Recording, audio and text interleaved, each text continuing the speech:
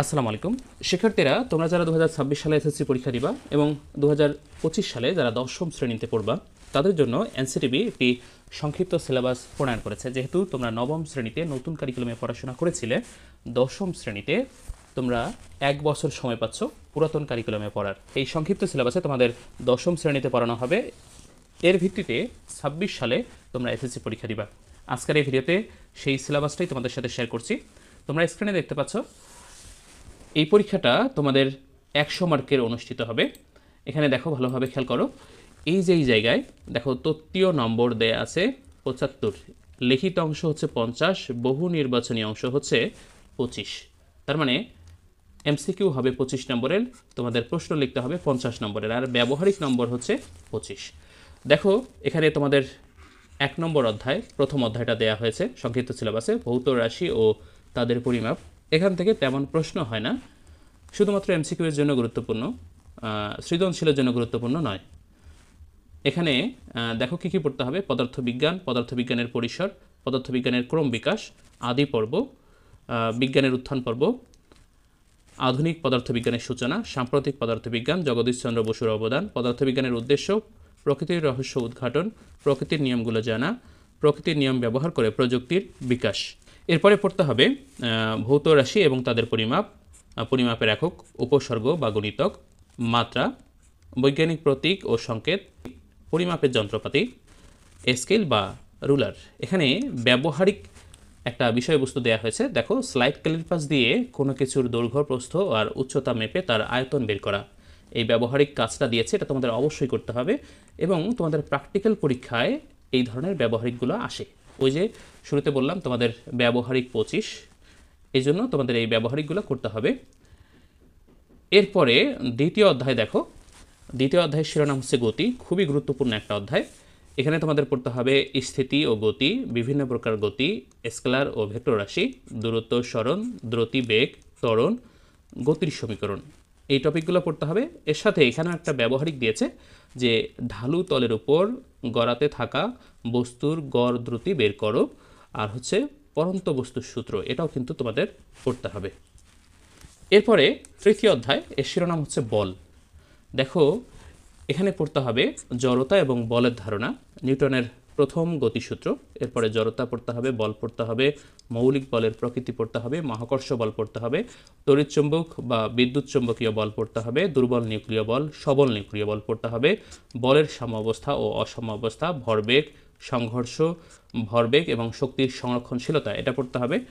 এর পাশাপাশি আরও পড়তে হবে নিরাপদ ভ্রমণ, বেগ ও বল, বস্তুর গতির উপর বলের প্রভাব, নিউটনের দ্বিতীয় সূত্র, মহাকর্ষ বল পড়তে হবে, নিউটনের তৃতীয় সূত্র পড়তে হবে, ঘর্ষণ বল পড়তে হবে, ঘর্ষণের প্রকারভেদ, গতির উপর ঘর্ষণের প্রভাব, ঘর্ষণ কমানো বাড়ানো, ঘর্ষণ একটি প্রয়োজনীয় উপদ্রব, এগুলো পড়তে হবে।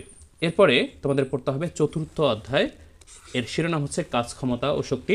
খুবই মজার একটা অধ্যায়। এখানে যে গাণিতিক সমস্যাগুলো আছে খুবই সহজ, তোমরা যদি পড়ো তাহলে বুঝতে পারবে। এখানে পড়তে হবে কাজ, শক্তি, শক্তির বিভিন্ন রূপ, গতিশক্তি, বিভব শক্তি, শক্তির বিভিন্ন উৎস, অনবায়নযোগ্য শক্তি, নবায়নযোগ্য শক্তি, শক্তির রূপান্তর এবং পরিবেশের উপর প্রভাব, শক্তির নিত্যতা এবং রূপান্তর, শক্তির নিত্যতা, শক্তির রূপান্তর, ভর ও শক্তির সম্পর্ক, ক্ষমতা, কর্মদক্ষতা, এগুলো পড়তে হবে।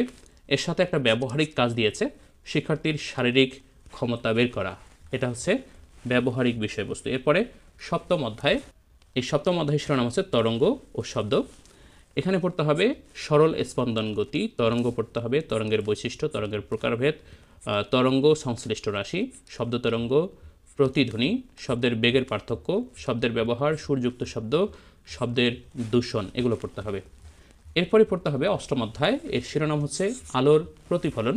এই আলোর প্রতিফলনে পড়তে হবে আলোর প্রকৃতি, প্রতিফলন, প্রতিফলনের সূত্র, মসৃণ এবং অমসৃণ পৃষ্ঠে প্রতিফলন, আয়না বা দর্পণ, প্রতিবিম্ব, গলীয় আয়না, উত্তল আয়না, গলীয় উত্তল আয়নায় প্রতিবিম্ব, অবতল গলীয় আয়না, অবতল আয়নায় প্রতিবিম্ব, বিবর্ধন পড়তে হবে, আয়নার ব্যবহার, সাধারণ আয়না, উত্তল আয়না, অবতল আয়না, পাহাড়ি রাস্তার অদৃশ্য বাঘ, এই বিষয়গুলো পড়তে হবে অষ্টম অধ্যায় থেকে। এরপরে দশম অধ্যায়, এর শিরোনাম হচ্ছে স্থির বিদ্যুৎ। এখানে কী কী পড়তে হবে: আধান বা চার্জ, ঘর্ষণে স্থির বিদ্যুৎ তৈরি, এরপরে বৈদ্যুতিক আবেশ, ইলেকট্রোস্কোপ, বৈদ্যুতিক বল, তড়িৎ ক্ষেত্র, তড়িৎ বিভব, বিভব পার্থক্য, ধারক, স্থির বিদ্যুতের ব্যবহার, ফটোকপি, তারপরে পড়তে হবে ভ্যান ডি গ্রাফ মেশিন, জ্বালানি ট্রাক, ইলেকট্রনিক্স, বজ্রপাত ও বজ্র নিরোধক।